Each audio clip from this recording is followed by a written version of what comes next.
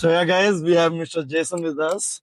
He is a casino manager. We are live in Bay Area, California, and we will have a conversation with him, like how we can join this industry, how we can build a career here, and this is a good field to join in the upcoming future or not.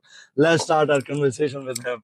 Hey, Mr. Jason, how are you doing Good. today, I'm sir? doing great. Thanks for inviting me to have this conversation. Thank you, sir. Thank you for joining us. I know have a very busy schedule. Still, you give us time. We really appreciate it. Sir, my first question, how you joined this industry, sir? I joined this industry by chance, actually. Why? I formerly worked for a rental car company. I was running Enterprise National Alamo over at the San Jose Airport for a while, and an opportunity at Matrix popped up, and I've always been interested in gaming and gambling, and I took the opportunity. I was always working in an industry that was 24/7, 365. So it kind of made sense for me to just jump on over and join something I was kind of interested in. So, do you know this industry like you used to gamble before, or just it is just came up and you just filled it and you get I mean, into I this field? I gambled before. Tahoe, Reno. I used to live down in Southern California. There was a place called Morongo out there. So I was familiar with casinos, but not in the, you know, not that I'd go like every week or even every month. Right. It'd be a couple times I a year, mean, it's maybe. like occasionally when you feel so, let's have some fun with 100, 200 bucks. Maybe Exactly, that, yeah. exactly. So what do you think, sir? Is this industry will be growing in future or it have little recession? Or what do you think about this industry? Like if our young ones want to join us? You know, I think that the industry is solid. For what we have, at least in the city of San Jose, I think that we're really set up to continue with really good numbers and really good business because it gives the people of San Jose and the surrounding areas somewhere to be. It is not just a card room, not just a casino. It is somewhere for a lot of people just to gather and just to have fun. And I think that that's something that really goes for us over other rooms that are potentially out there, which are more maybe gaming focused. Yes, Ours is sir. more, event focused, more good time focused. So I think for us and for Bay, who's also in San Jose, I think we're both really set up to do very well in the future. So what do you think if recession hit US? I hope it doesn't do, but if it hits the US, what do you think if this industry will go down or go up? I feel it may go down a little bit. Obviously, going out and having a good time is dependent on people's, How much? discretional income, Yes, sir. right? So yes, it may go down a little bit, but we've been through so many, economic ups and downs over the last 10 to 20 years. We always know it's going to come back, right? So I don't think that, and for the most part, the gaming industry wise, we don't have as big of dips as like the economy may do sometimes. So from how long you are in this industry and how you started? What was your first job in this field? In the field, In the this is field, my in this first field. this is my first job as a in the industry actually. Oh yes, sir. Yeah. So I Wow. consider myself very blessed to have landed this role, Uh, especially at Matrix, because Matrix is, it's probably one of the top card rooms in California, period. So yeah, I feel very, very lucky. so, And having this as my first position. so from how long you are in this industry? I mean, like how many Only years? only 2 years at this point. So you have any managing role before you have done before? Previously, yes. I was working for Enterprise. I was a manager for almost 10 years with them. I'd run San Jose Airport for a while. So, had a very good understanding of very large operations with a lot of clientele and a lot of employees. So background wise, I think that that's why they picked me because I had all of that knowledge already, and I just had to transition that into the gaming In the side. gaming setup. So how difficult is it to manage 500-600 people at the same time, sir? It definitely has its challenges. Managing a crew of we have approximately 250 California games dealers, plus of course poker, Yeah. F&B, back of house, and having to be responsible that for shift to shift. It's definitely challenging, but over the years I've created ways of triaging all the issues that come up, taking care of the most important things first. But most importantly, it's prioritizing your people. If you take care of your people, take care of your team, then in turn, like, the business gets taken care of. Yeah, right? that's true. If your employees are happy, then your business grows. That's the Definitely. good thing. But in lot of fields, favoritism works. Like, yeah, he's from my country, he's from my city. Mhm. It works. Do you think it happen in this industry as well? In the industry itself, I'm sure it does, right? I don't think, you can't say that it doesn't happen anywhere, Yeah. right? Which is why, especially for myself, I'm in charge of all of the dealer schedules for all the Cal Game dealers. And so that's why I make my scheduling as transparent as possible, in terms of dating all the requests, logging everything, every move that I make, every change that I make, even if it's moving someone just 40 minutes within a shift. I log all of those entries by date and time and where the requests were chronologically to make it as transparent as possible, so that anyone who comes and looks at it can go, okay, this is exactly what he did and why he did it. And Matrix does a lot of those things as well. The other shift managers and casino managers do things very similar to that too. So do you guys review each other work, or it works somewhere like that? Like, if you did something, is some other manager have right to review your work? Or Absolutely. they can review your work. Yeah, if somebody wanted to look over my schedules and whatnot, it's open for them to look at.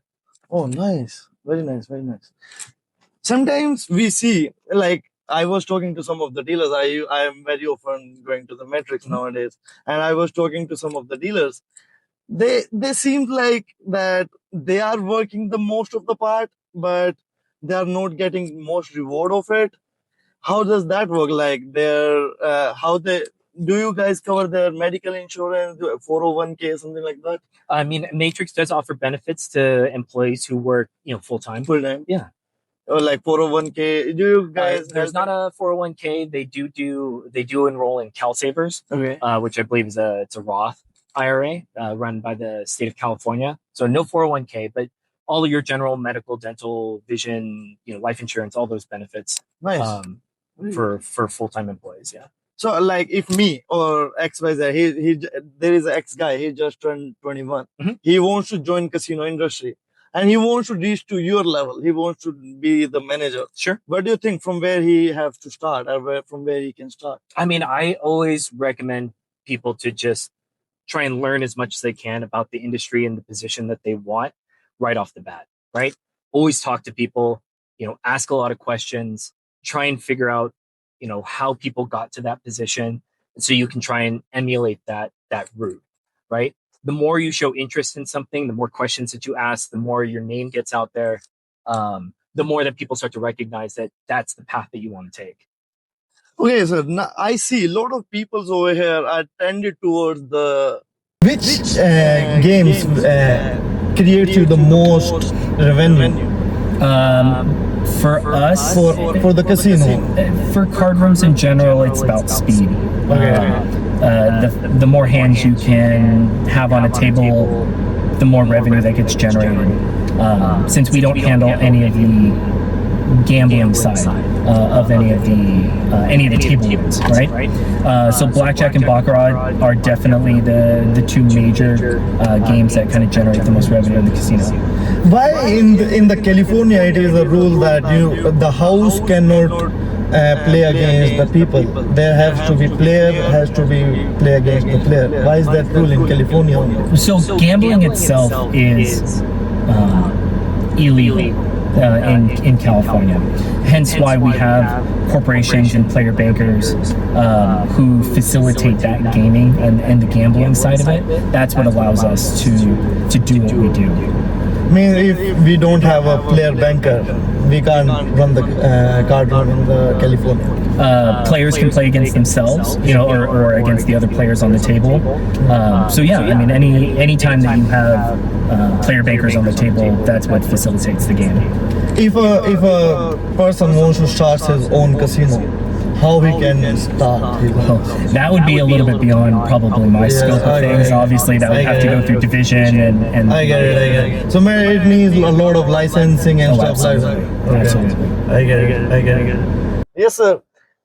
Can you accept tips? I cannot. No, my position, I cannot accept any type of tip. Why, sir? Why is that? It prevents, again, kind of going back to what you were talking about in terms of favoritism, any type of influence with any of the patrons, right? I need to be as unbiased as possible. So who else cannot accept tips in this industry? So any key license employee cannot accept any tip. Key license being, there need to be X number of key license employees within each of the card rooms. Would you like to explain what is key license employees to?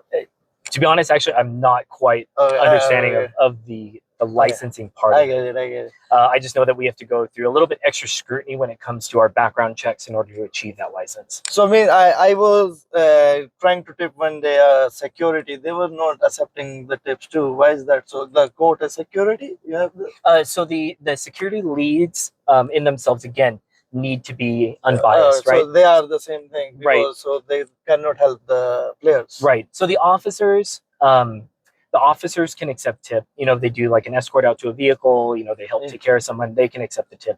The leads, though, they can take it in, but then they redistribute it out to their officers. So how you decide that this guy will be suitable for this role and this guy will be suitable for this role? Like you have multiple jobs like cleaners, the servers, the food runners, and the dealers, the chip runners, the GAs, and a lot of stuff like that. How you figure out that which employee will be better for which position? Well, every department runs itself, right? F&B, back of house, you know, even within gaming, you know, poker and tiles and cal, right? They all kind of have their own separate way of running things, and people apply for those different positions, and then we kind of just go from there. Now, if you're talking about gaming specifically, most of our employees who don't have gaming experience, they will start as chip runners and work their way up. Matrix is one of the few locations in California that runs its own training department where we will train you to become a dealer, obviously, as we have spots opening up, which I think is really, really nice because it keeps people in-house. It allows you to train the people that have shown you that they're willing to work hard and then they're dedicated to Matrix. And then it allows them to obviously further their career into going into dealing. Have you ever went to Vegas, sir? There are a lot of casinos over there too. Have you been there? I have, yeah, I've been to Vegas. So, what difference you see in that casino and over here? What differences you see? I mean, besides they're able to kind of, I mean, they're a lot bigger than we are for the most part. Okay. They don't have to have a third-party corporation. Everything is in-house. They're able to comp a lot of things, which we're unable to do any type of incentivizing of gaming. So yeah, I mean, there's obviously some bigger differences there. So as we were talking about tips, I just heard that Trump just brought a bill named as Big Beautiful Bill. Do you know how that works? I don't know exactly, you know, in terms of all the numbers and everything like that, but there is a portion in there that is a no tax on tip. I believe that only affects your federal income taxes, and it allows you to waive an X amount of dollars of what your tips are for the year. Oh, nice. So I mean, it will help the person who are working for tips and to make more money. They will be making more money at that. Yeah, absolutely. Oh, nice. It's so good.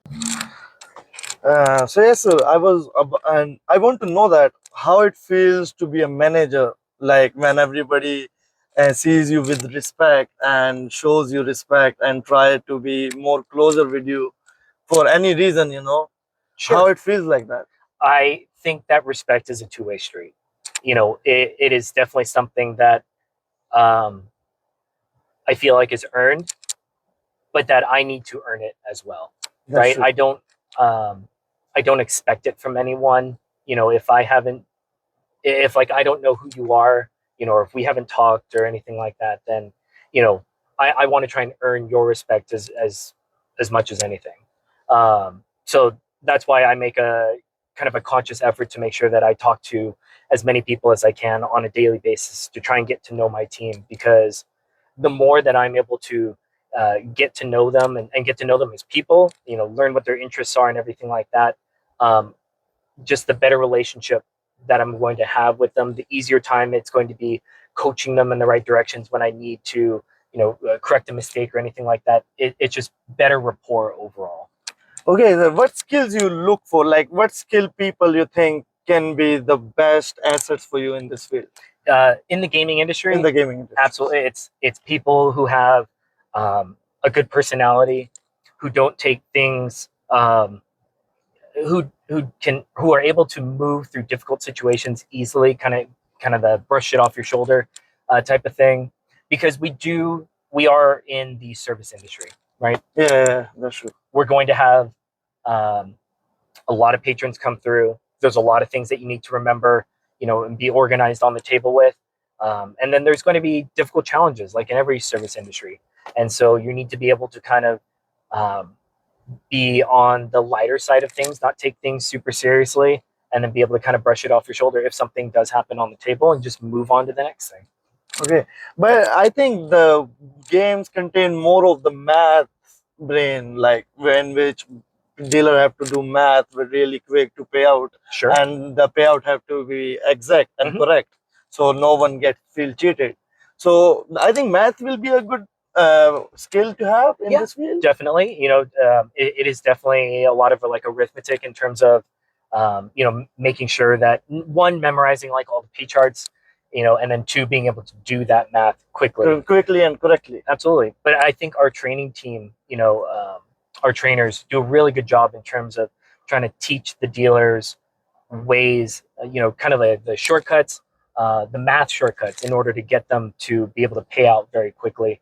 But for me as a manager, looking at the table, yes, I do like the dealers who are quick, but I also like the ones who are correct, right? Yeah, and so I would that's true. rather have the dealer who's, takes their time and does everything correctly than one who rushes and makes mistakes all the time.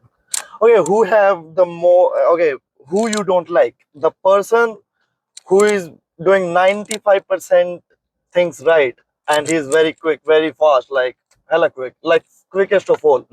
And one person who is doing 100% right, but he's 50% slower than others. So I would take the person who's 100% right. Okay. Right? Because even if you think about someone who's 95%, that means out of every 100 hands, 5 of them are going to be dealt incorrectly. Yeah. And that's time for our floors or GAs to kind of have to deal with the problem and fix it. That's time for our surveillance team to have to backtrack things. That's time for potentially our security to get involved, the managers to get involved, right? So now I've involved 4 different departments for 5 mistakes out of 100 hands versus someone who maybe is only half the speed, but I don't have to get involved at all. Yeah. Right? Less headache. Yeah. Less headache. It's less headache for the dealer, the floors, the players, right? It just overall, it's a smooth experience rather than one where it becomes very choppy in terms of them making mistakes like that. Interesting. Nice. So, like, I see some people, people call them floors. They come and correct some mistake. Why a dealer cannot himself correct a mistake? Because it will make things more faster for you guys, I think. It could, if a dealer could correct a mistake on their own, but where is the accountability and where are the security checks within that, right? Not to say that we don't trust the dealers, right, to make the right call, but anytime there's a mistake on the table, it is the floor's responsibility to make sure that they fix it, because one, we want the dealers to be, as much out of that decision making as possible, right? If a dealer if the floor needs to tell a player, hey, this hand is no good, or hey, you need to surrender this hand because you didn't place this bet properly, we don't want the dealer to have that conversation with the player. We want to have the floor have that conversation, right? We want to keep the dealer as neutral as possible. I get it. So sometimes I see some dealers like they are not talking at all while there is a big mess. Is that only the reason because they don't want their dealers to get in trouble or something? Yeah. If the GAs or the floors are correcting something, the dealer should just take a step back, or just let the floor handle the situation, talk to the players, explain the situation of what happened, and then move on from there. And then again, go back to the game, right? What is the best advice you give to your employees? What is the best advice you can give to, not to your employees, to someone who wants to join this industry? As someone who wants to join the industry, Yeah. I would say, I think I would say that you come in with a positive attitude, Okay. right? Obviously there's all the basics in terms of, learning the game, learn how to handle the chips, everything like that, the payout structures, everything that happens on the table. But I think what's most important for the employees and for the players themselves is just that positive attitude on the table, right? We have a lot of great employees who are like that, who, in a sense, they almost put on like a show. They're very performative in what they're doing, creating conversations, talking with players, and still doing their things right. Right, exactly. And they're still able to manage the table, correctly. And the players, it just brings everything together. It makes it one seamless, fun environment for the players. And that's the most important thing that you could do. So, like, as a dealer, if I see as a dealer point of view, what are the dealers' main core responsibilities for the table right now? Like, if I'm a dealer and I'm on a table, what are the responsibility of me? I mean, obviously, your responsibilities would be game integrity, right? Making sure that the game is run correctly and by procedure, right? Payouts are correct, that we're taking in the correct amount of money, collection, everything like that. And then it's customer service, right? Making sure the players are taken care of, entertaining them, creating conversations, making sure they understand what's happening on the table, and then making sure that we can kind of address any needs that they might have, questions, service, if they need like food service or anything like that, or if they just have questions from the floor, making sure that we can bring someone over to help them with that. Nice. Okay, sir. So, what do you think, sir? What will be the key aspects to join this industry? I mean, what skills you are looking for? We're looking for people that have, a positive attitude, right? Those that are willing to learn, and really, not just see it as, a job, right? The service industry is a difficult industry to work in. So it's someone who is wants to provide that service to other people, right? And not just view it as just somewhere they can make money. Okay. So what was your craziest experience in this industry, sir? I think in terms of craziest, obviously we have, the people that like to have a little bit too much fun that we have to kind of deal with, like any kind of restaurant or bar. But I think the craziest thing that I think I've seen is it was a large payout. A player had one card left on the baccarat table and to hit a really big bonus.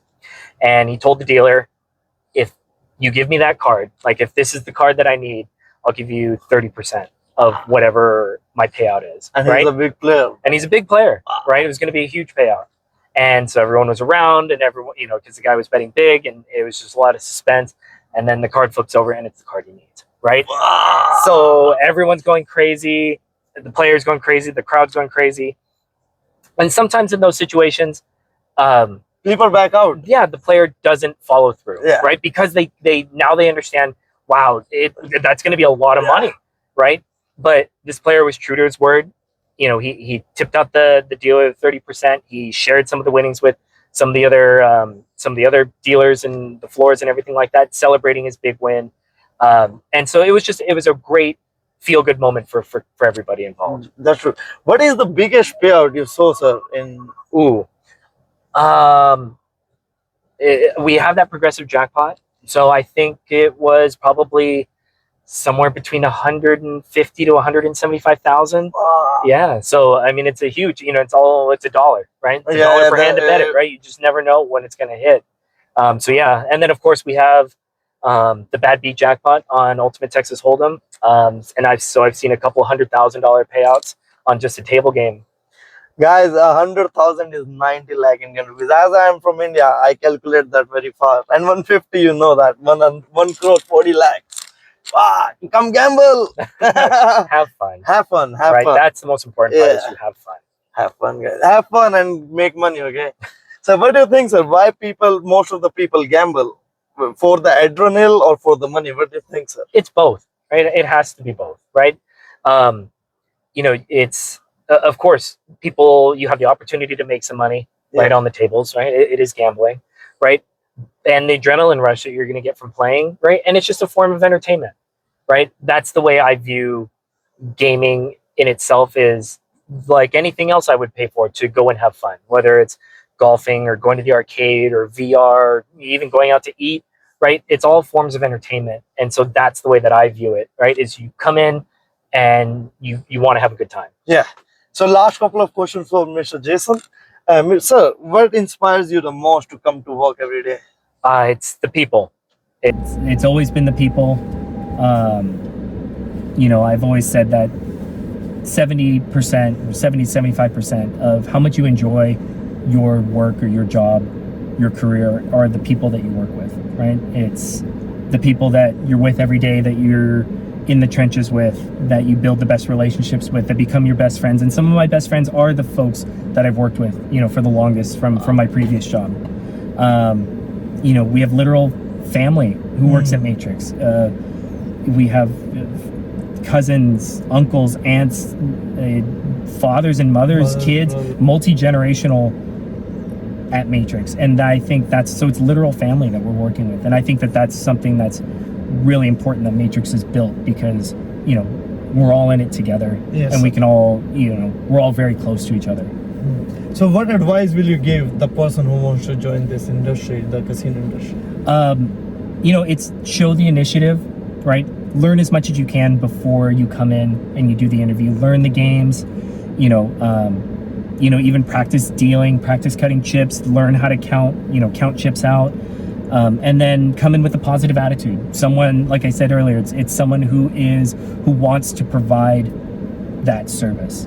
It's a positive, creating that positive and fun environment for everyone involved at your table. That's the kind of people that we're looking for.